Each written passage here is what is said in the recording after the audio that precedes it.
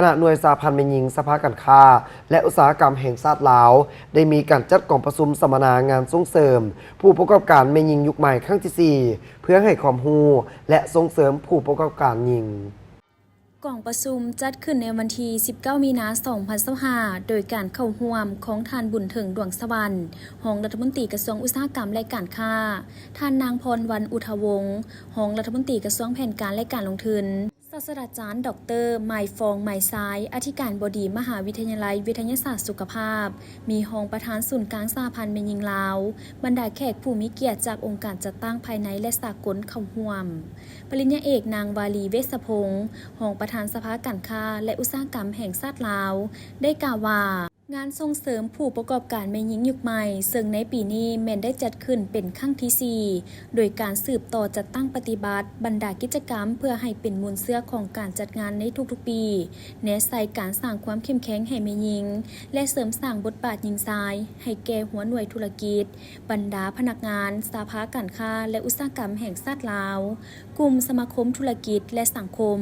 ซึ่งภายในงานจะประกอบมีการสร้างกิจกรรมที่สร้างสรรค์และเต็มไปด้วยบรรยากาศเพื่อเป็นการแลกเปลี่ยนบทเรียนความรู้วิสัยทัศน์หรือแนวทางการบริหารจัดการที่เสริมสร้างทักษะและความสามารถและเคียงคู่กันนั้นก็ยังจะได้สร้างความสามัคคีและเพื่อเฉลิมฉลองวันแม่หญิงสากลครบรอบ115 ปี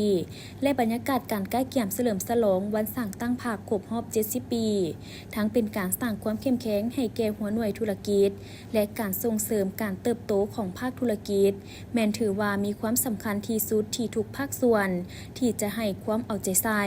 และให้การสนับสนุนบ่ว่าจะเป็นการสร้างสิ่งอำนวยความสะดวกในการดำเนินธุรกิจการสร้างโอกาสในการเข้าถึงตลาดทางภายในและต่างประเทศการสร้างเครือข่ายธุรกิจและเข้าหาแหล่งทุนเพื่อให้สามารถรับมือกับสิ่งท้าทายของภาคธุรกิจหรือการเปลี่ยนแปลงทางด้านเศรษฐกิจเพื่อให้สามารถประกอบส่วนพัฒนาเศรษฐกิจสังคมและเข้าในแผนพัฒนาของรัฐบาลลาวเพื่อให้บรรลุเป้าหมายในการนำพาประเทศชาติให้หลุดพ้นจากการเป็นประเทศด้อยพัฒนาการส่งเสริมผู้ประกอบการแม่หญิงก็ถือเป็นหน้าเวียกอันสำคัญอันหนึ่งที่จะต้องได้ประกอบส่วนสร้างความรู้ความสามารถและปกป้องแม่หญิงในธุรกิจเพื่อให้กลายเป็นผู้ประกอบการที่เป็นมืออาชีพและสามารถสร้างอาชีพให้แก่ผู้คนในสังคมโดยเฉพาะแม่นวิสาหกิจขนาดน้อยและกลางที่ถือเป็นตัวกระตุ้นหลักในการเฮ็ดให้เศรษฐกิจมีการขยายตัวและการเติบโตของการผลิตภายในและสนองการจ้างงาน